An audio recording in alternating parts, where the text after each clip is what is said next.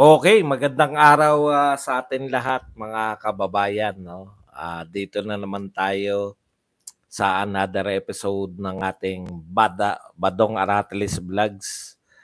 Ito po ang isa sa pinakamasayang, araw 'no, na lately. Ito po yung isa sa magandang, balita na narinig natin 'no. Ang pinapangarap lang po talaga natin 'no, sa totoo lang, naglalaway po ako. Ito po yung, naglalaway po ako sa senaryong ganito 'no. Na ano ko 'to, yung sinabi po ni Tatay Digong noon na, hindi siya tatakbong national pero puwede siyang tumakbo kung tatakbo man siya bilang mayor. Yung posibilidad 'no, kung tatakbong mayor si Tatay Digong, siyempre ano, saan tatakbo si Baste? Alangan namang mag-vice mayor pa siya, 'di ba? Kung tatakbo siyang mayor, malamang si Baste tumakbo na lang senador. Damay na rin si Pulong. Pangarap lang natin 'yan, eh. Pero ngayon po, ngayon po, ah, sa pronouncement o announcement o, early, ah, pananakot, early pananakot ni VP Sara Duterte. Inihayag niya po na 3 Duterte yung mag-aamang Digong, Baste at Pulong. Tatakbo po sa Senado. Unprecedented, siyempre po, nataranta na naman ang mga kalaban. Okay, talagang napakaganda po nito, breaking na breaking, talagang durog-durog, no? Tuloy-tuloy po. Iba po talaga ang mga Duterte, no? Yan po, isang announcement, matagal na nanahimik si Sara Duterte. Before tong araw na to, pinagkaguluhan yung gurgur. Yung gusto nila ako igurgur, hindi sila nagtagumpay. Ngayon po, pati po yung mga vlogger, nakakatawa, no? Yung mga vlogger po, nauuna pa sa amin, na magbalita nito ng kinatatakutan nila. Yan po ang pag-uusapan natin at iba pang mga kaugnay na balita. Pero bago yan, kung bago ka pa lang dito sa ating channel, mag-subscribe ka na. Dahil ito lang ang tayong channel na may kinikilingan, may pinapanigan, una sa balita, uli sa impormasyon, kaya ano pang hinihintay nyo? Pindot na. Oy. Ito po before po to, gusto nilang gumawa ng balita dahil iniimbitahan po sa Kongreso, no?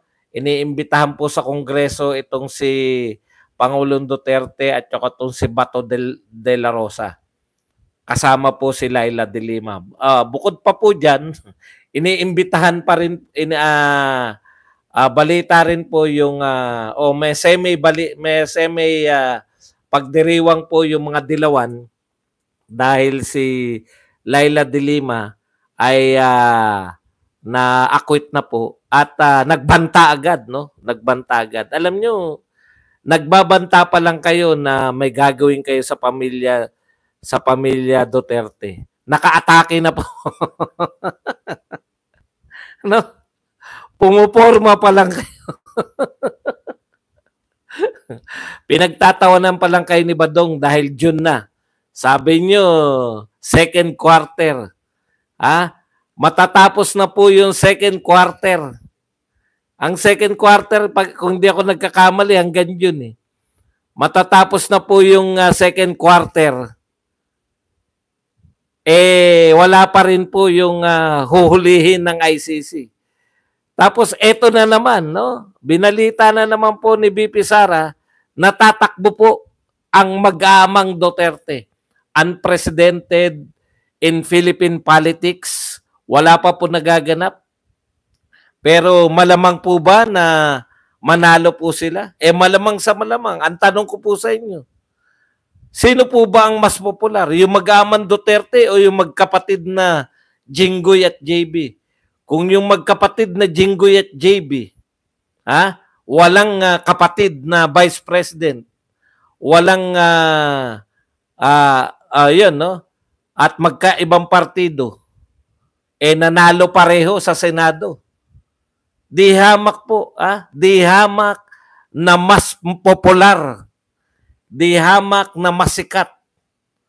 Meron na po niya. Yung magkapatid na Cayetano ay senador po ngayon. Marami na po panyanyari na magkakamag-anak dyan sa Senado. So, hindi po katakataka yan. Pero unprecedented po yan na 3 sabay-sabay. Alam niyo po, no? Hindi naman po yan na ugali talaga ng mga Pilipino yan. Sa mga naglalaro po ng text. Di ba? Naalala ko lang bigla. Kasi, bakit parang tumutodo? Yun yung tanong, no? Bilyar din pala. Meron din mag-inang bilyar. Bukod po sa magkapatid, meron na po pala. May nanay pa. Di ba nanay ni si Loy Estrada? Naging senador din. Kasabay nung anak ng si Dinggoy at saka to yung isa pa nilang kapatid sa ibang ina.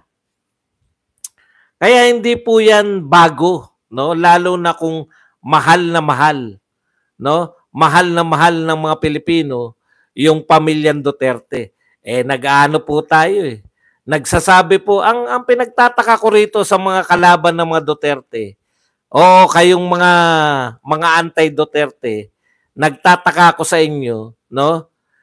Lagi kayong sabi laos ng mga Duterte, wala nang impluwensya mga Duterte, pilay na mga Duterte, nag-aalisan yung mga politik, nag-aalisan na yung mga kakampi ng Duterte, iniiwan na ng kakampi yung mga Duterte. Nung nag-announce po, no? Nung nag-announce po si Sara Duterte ngayon lang,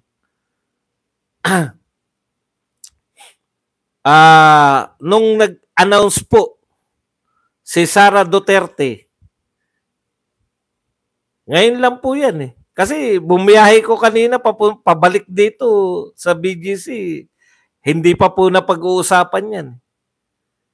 Nag-announce pa lang, nataranta na kayo lahat. Kung ano-ano ng espekulasyon. Basahin muna natin yung mga espekulasyon ng mga tukmol. Una, reaction po muna before pa to, no? Reaction muna nito alam mo to si Martin, hindi mo na kinakailangang siraan Siya mismo. Ano sabi ni Malutikia, no? Etong pamilya na to, pamilya Marcos Romualdez, hindi niyo po kinakailangan siraan. Ikwento niyo lang po yung ginagawa nila. Hindi na po kinakailangan. Yung mga Duterte kasi para masiraan mo, magpe-fake news ka pa di ba? Sasabihin mo pa, magnanakaw yan si Sara 125. Hindi naman napapatunayan na ninakaw niya. Magnanakaw yan si Digong, ang laki ng budget. Laki lang ng budget, magnanakaw na. Magnanakaw si Pulong kasi may budget. Puta, may budget lang, magnanakaw na. Yun po sila Kinakailangan po nila na fake news yung pamilyang Duterte para po masabing magnanakaw, para po masabing merong mga ginagawang katiwalian. Ito pong pamilyang Marcos Romualdez, hindi nyo po kinakailangan na mag-fake news para sila siraan. Ulitin nyo lang po yung ginagawa nila. Katulad po ngayon. Sisiraan nyo pa ba yan? Sisiraan nyo pa ba si Martin Romualdez? Ano sabi ni Martin Romualdez? Hindi amin galing niyang Romualdez rice. O hindi raw kanya. Yan po ang bago. No? Hindi raw kanya hindi raw sa kanila galing yung Romualdez rice. Si Pangulong Marcos, kinakailangan nyo pa bang siraan yan? Hindi nyo na kinakailangan siraan yan. Sabihin nyo lang na si Bersamin, ito yung sinasabi sa naganap, ito yung sinabi ni Bersamin. Ang sabi ni Bersamin, pakape muna. Mag-thank you very much kay Florenda Fenwick na nagbigay ng 250 pesos na pangkape. Sabi ni Bersamin, yan ay accident, misunderstanding. Kinontra ni Gibo. Sabi ni Gibo, hindi yan accident, hindi yan misunderstanding. Yan ay sinadya ng China. O sabihin nyo lang yung ginawa ni Pangulong Marcos. Nagkakalituhan, ano ba talaga? Anong ginagawa ni Marcos? Dehin Bokiki. Kinakailangan pa bang siraan yung Pangulo na hindi kumikibo? Siya po dapat yung nangunguna dyan. Hindi nyo po sila kinakailangan siraan. Sasabihin nyo lang yung ginagawa nila, siran-sira na sila. Nag-aaway-away yung nagtatalo. Magkaiba yung sinasabi. Yung Pangulo hindi kumikibo. Sisiraan pa ba yan? Kinakailangan pa bang i-fake news yan? Hindi na kinakailangan. Sabihin nyo lang na sa confusing statement ng kanyang dalawang matataas na tungkulin na cabinet officials ay hindi siya kumikibo. Kaya lalo nalilito ang mga tao. Hindi ba? Ito pa, sinabi ni Martin Romualdez, hindi nyo po kinakailangan siraan. Namimiss daw ni Martin Romualdez yung unity team. Ano po sagot? Tinanong kay BP Sara no? Ano po sagot ni BP Sara sa namimiss? Yung unit team. Pinagtawanan lang po ni BP Sara. No need. Hindi po kinakailangan sagutin. Hindi po natin kinakailangan bigyan ng interpretasyon. Pagtawanan lang natin yung inaakto ni Romualdez. Di po ba? Prince Lloyd Hechanova, thank you very much sa $9.99 na pangkape. Okay, eto pa isa. Si Martin Romualdez din. Ano ba yung sabi pa ni Martin Romualdez daw ngayon, hindi daw dapat si Harry Roque. Hindi dapat si Harry Roque ang nagsasabi na ang leader ng oposisyon ay si BP Sara. Dapat daw si BP Sara daw yung nagpapahayag na siya yung leader ng oposisyon. Pagtawanan lang po natin. Alam niyo po, yung pagiging leader ng oposisyon, hindi po yan ina-announce. Lalo na ng leader. Sasabihin ba, ako, magmula ngayon, ako na ang leader ng oposisyon. Pwede po yun sa mga epal. Katulad ng Madilawan at Kakamping. Yan. Masyadong epal. Lahat, Martin, lahat kami alam namin, lahat kaming mga oposisyon, alam namin na ang leader namin ay si Sara Duterte. Kinakailangan pa ba na i-announce ni Sara Duterte na ako ang leader ng oposisyon? Hayaan na namin yung mga epal na dilawan. Nagtatalo pa. Hindi, si Risa dapat ang... di ba nakakatawa? Hindi mo kinakailangan siraan si Martin. Sila mismo. Yung mga pronouncement nila, nagmumukha po silang kinakabahan dito sa mga Duterte. Eto na po. May epekto po ba yan?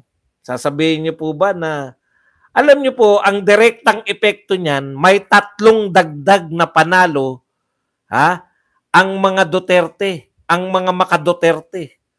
Sa tingin niyo ba matatalo yung mga yan? Balik po tayo rito. Bakit po tumodo ngayon yung mga Duterte? Alam nyo, kung kayo naglalaro ng text, alam nyo yung maintindihan nyo to . Kunwari po, dangkal-dangkal kasi yan no?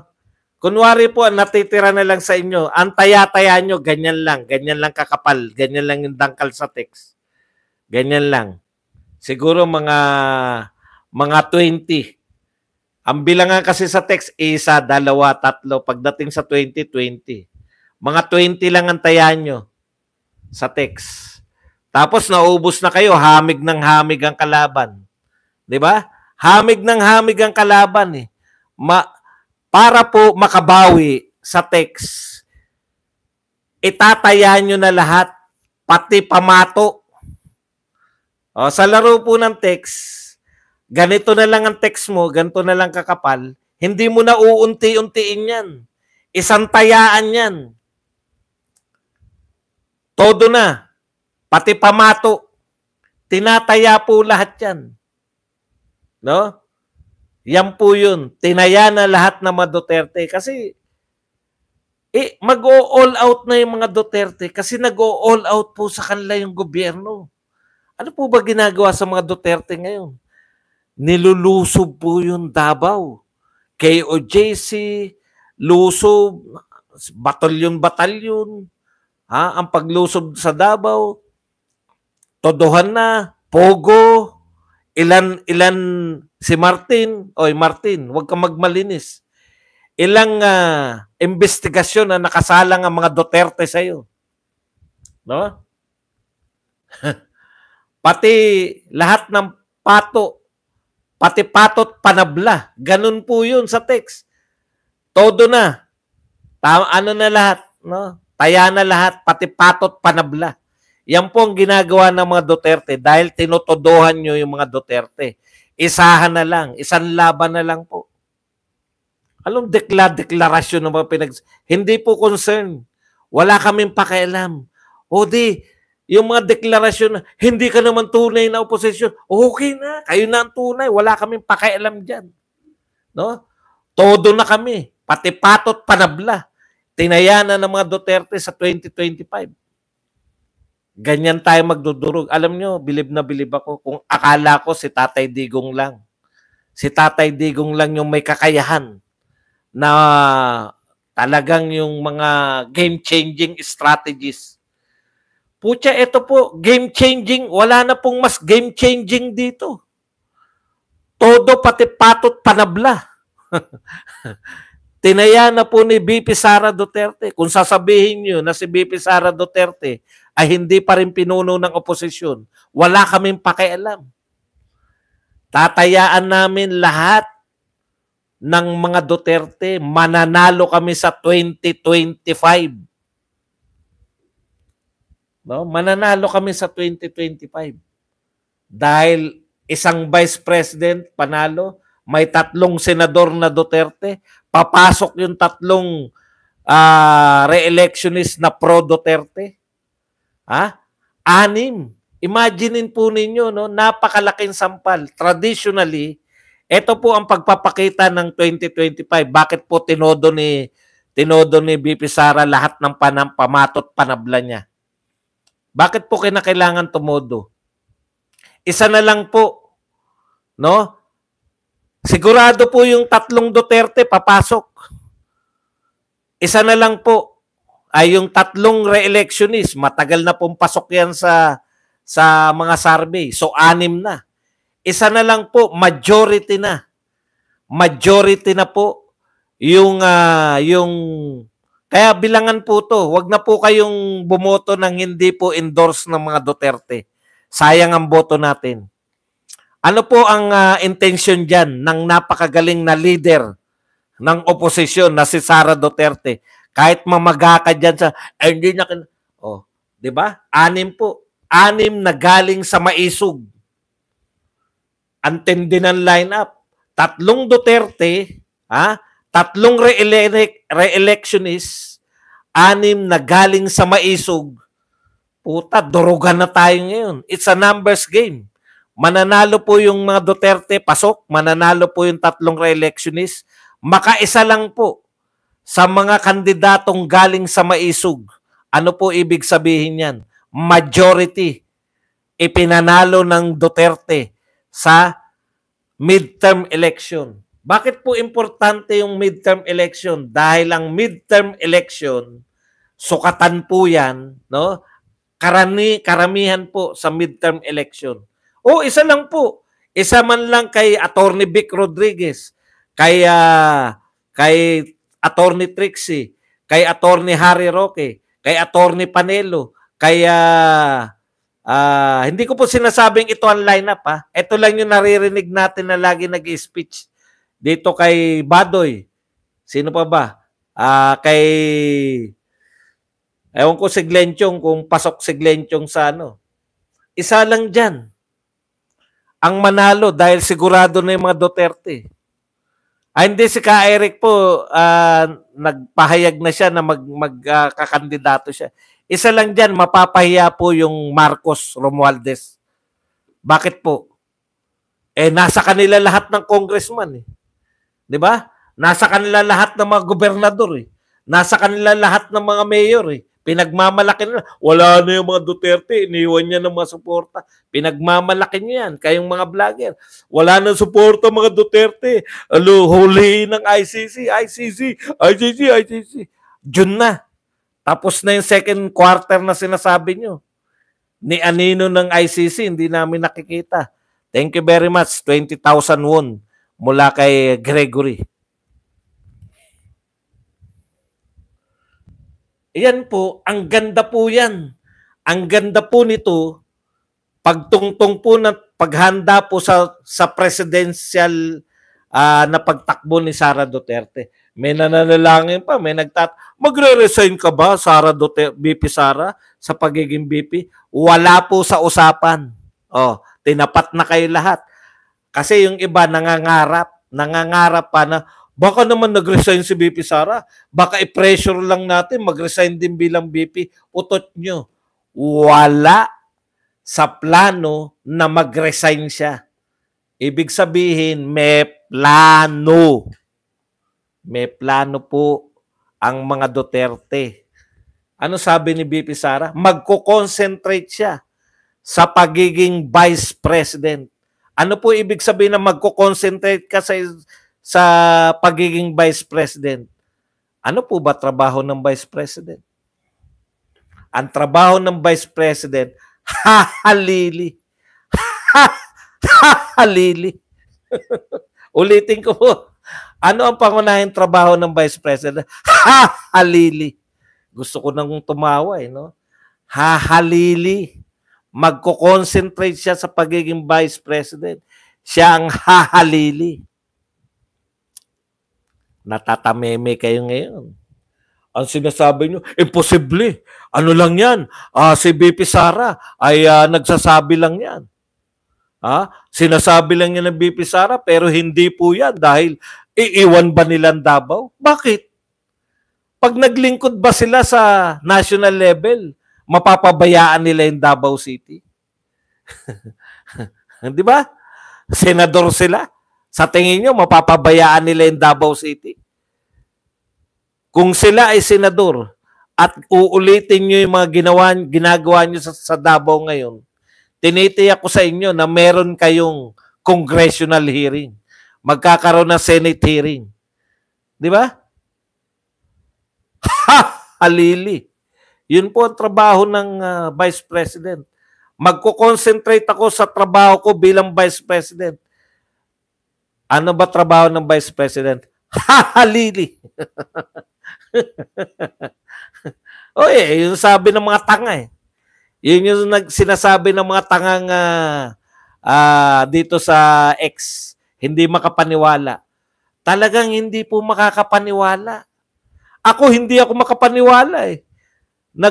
Bibihira po, alam niyo po, sa totoo lang, lahat ng mga moves ng mga politika, eto tatapatin ko na kayo Ngayon ko lang, ewan ko kung nasabi ko na rito sa channel ko, henyo po ako. Lahat po ng mga moves ng mga dilawan, kakamping, eto mga, alam ko na po yan eh. Alam niyo po ba kung bakit bilib na bilib ako sa mga Duterte? No? Alam niyo po ba kung bakit ako bilib na bilib sa mga Duterte? Tanging mga Duterte lang po, si Tatay Digong. Si Tatay Digong lang po ang hindi ko mabasa kung ano yung next move. Ngayon nadagdagan pa. Sino po makakapagbasa? Sino po nakahula niyan? Ako ang sinasabi ko na pinaka matinding gagawin ng pamilya Duterte. Pagbigyan si Tatay Digong tumakbo na mayor sa Davao at saka yung dalawang anak, si Basti nga eh. Sabi ko nga, tuwan-tuwa ako eh. Si Basti, manalo lang sa Senado, okay na eh. Pero si Basti lang yung gusto ko na tumakbo na senador. Pero grabe po ang announcement. Ang announcement po, Yung mag-aama mismo ang tatakbo. Tama nga naman. O, bakit po? Ha? Ito, pagkakamali ng mga tukmol. Bakit po may pangangailangan ng tumakbo yung mga Duterte? Para matiyak na marami tayong bilang. Bakit? Nung nag-resign si BP Sara, binabanata na nila, binabatuhan na nila ng kung ano-ano. Tapos kanina, nabasa natin na for impeachment na. Isasalang nila yung impeachment ni Sara Duterte. Bago pa kayo makapagsalita tungkol sa impeachment, nag-announce na si BP Sara. It's a numbers game, mga kapatid. Huwag nyo nang pangunahan, huwag nyo nang yung magmarunong pa kayo sa mga Duterte. Hindi tayo mas marunong sa mga Duterte. Kahit gaano kayo kagaling, hindi natin kayang arukin yung pagiging political genius ng mga Duterte. Bakit? Putya, wala nakakaalam na yan yung move nila. Pinaplano nyo palang na-impeach si Sara Duterte sa pagiging vice president. Naunahan na kayo. Sureball na mananalo mga Duterte. Correct. At kinakailangan nyo sa impeachment, 3/4. Kinakailangan mahigit 1/4 yung kakampi ni Duterte pagdating sa impeachment. Yung sinasabing maghiganti si Dilima, di maghiganti ka. Hindi ka nga mananalo kahit tumakbo ka eh. Di ba? Di tumakbo kayo muna bago kayo maghiganti. Teka muna, marami na nagpakapit na gano'n. Basahin naman natin, baka magalit. Nako, ako po, alam nyo, tuwan-tuwa po ako. Pag ako po, hindi ko nahuhulaan yung mga moves ng mga Duterte, natutuwa ko. Puta, sabihin ko, galing talaga nito mga Duterte na to, no? Hindi mo aasahan, no? Okay. Maraming salamat po muna kay Ferdinand Magellan, pangkapibos dahil sa good news. Correct. Tapos si Ate Vines na nagpa-member, maraming salamat. Ate Vines na naging regular member natin at nagpakape rin. Maraming salamat sa iyo, Ate Vines. Teka lang, magkano ba nano natin? Kate Flores, thank you very much sa 13.99. Gusto ko yan, Ma'am Bads, maging majority ang Senate at may BP tayo, magkaroon pala na talaga ng separation of powers. Parang awa nyo na, never again to Marcos, huwag gayang magtagal pa sila. Magiging lame duck president na po talaga yan pagka na. At thank you very much uli kay Ate Vines sa pagbibigay po ng 50 pesos. Ito po magaganap, no? Wala na po yan. Magiging lame duck president na po yan si Pangulong Marcos. Pag napanalunan po, kasi traditionally, tatapatin ko na kayo, talagang yung midterm po yan, nakukuha po yan ng administration. Kaya nga nagbabaliktaran yung mga yung mga politiko papunta sa administration Bakit po nagbabaliktaran sila? Traditionally, ang midterm election sa administration po yan. Ngayon po, maganda po tong moves na to ni BP Sara. Panghatak po yan. Magnet po yan. Magnet po. Magiging malakas ngayon pa lang, no? Alam ng mga tao po hindi biro to si BP Sara. At hindi po magiging, wala na hindi na po siya bahagi ng administrasyon. So malaya na po siya na talagang pangatawanan yung pagiging leader. Hindi po ina-announce yan, Speaker Martin. Pasensya na po kayo. No?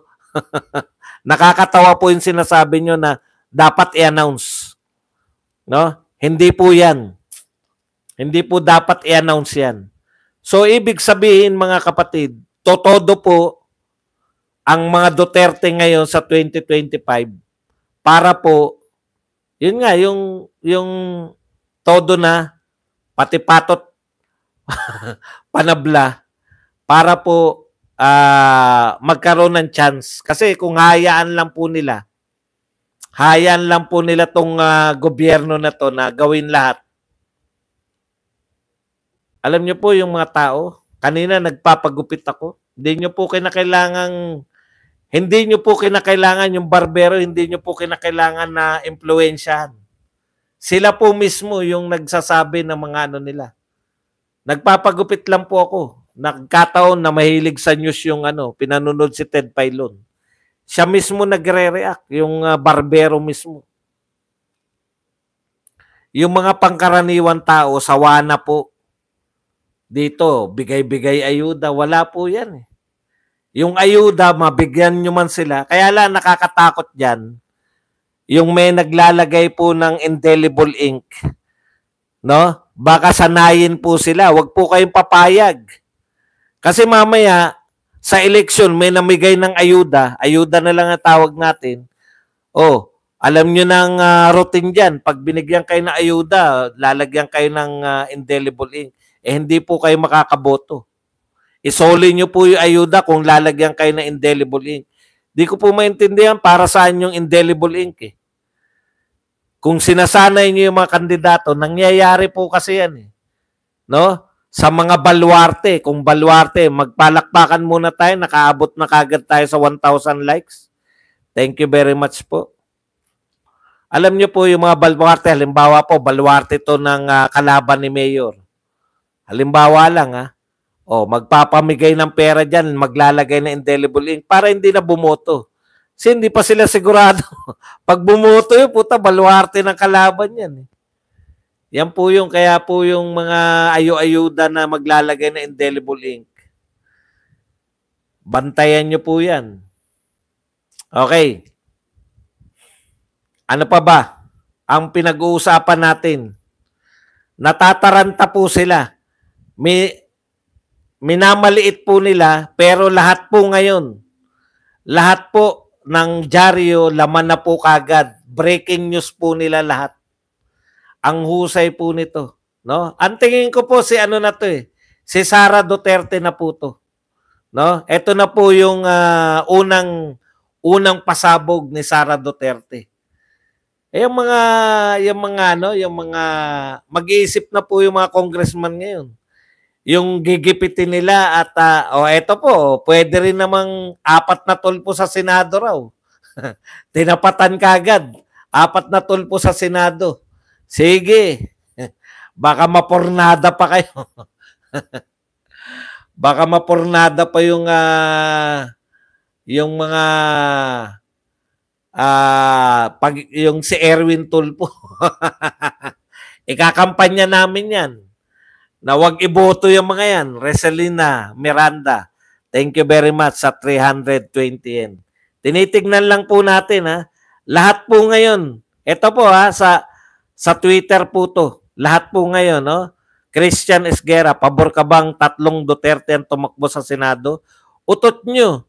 Kahit na anong panlalansin nyo ngayon, hindi nyo na po maano yung mga tao.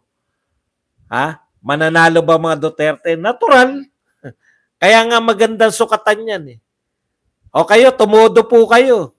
Mga Marcos, lahat ng mga, sino pa ba, yung Tulpo. Sige, todo nyo rin. Patakbuhin nyo yung lahat ng Tulpo. Philippine Star. Payag ba ang Pilipinas? Opo, payag po ang Pilipinas. Frontline Pilipinas. Ayan na. Lumutang na 3 TV5. Lumulutang na planong Duterte, darating na eleksyon. Grabe po ang balita ngayon. Panay Duterte. Sorry naman, Ju. Thank you very much sa 7 Saudi Arabian Real. Lahat na po ngayon. Ito po, aware na po ang mga tao. Yung sinasabi ninyo na wala na raw yung mga Duterte, laos na raw. Ito po ba ang laos? Sa tingin nyo? Dineclare po ni Sara Duterte. Ito po ba yung laos? Lahat po kita nyo sa kay Sara Duterte, yun pong si Sara Duterte po, kaibigan pa sila, personal basis ni Bongbong Marcos. Pero tinatanong siya kung ano reaksyon niya at namimiss daw ni Martin yung samahan nila. Pinagtawanan po si Martin.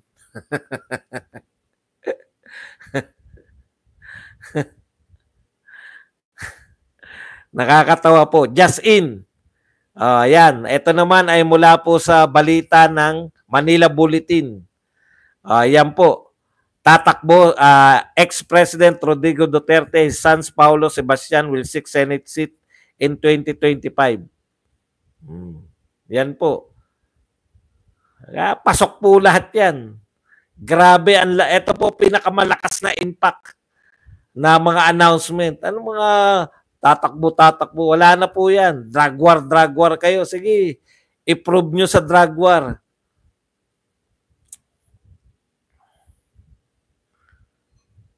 Panay Duterte po, ang galing. Ang galing ni BP Sara Duterte. Grabe. Kung karapat-dapat po si BP Sara na kung may kumu-question po. Ayan, si Trillanes, ini-interview ngayon.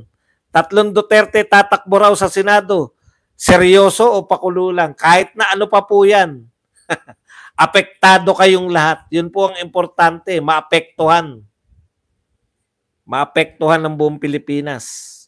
Okay, lahat po ngayon. Pucha, pati po Rappler, Sara Duterte, Cesar Prader and 2 brothers to run for Senate seat. Matagal na pong ini-ignore yung maisug, matagal na pong ini-ignore yung mga sinasabi ng mga Duterte.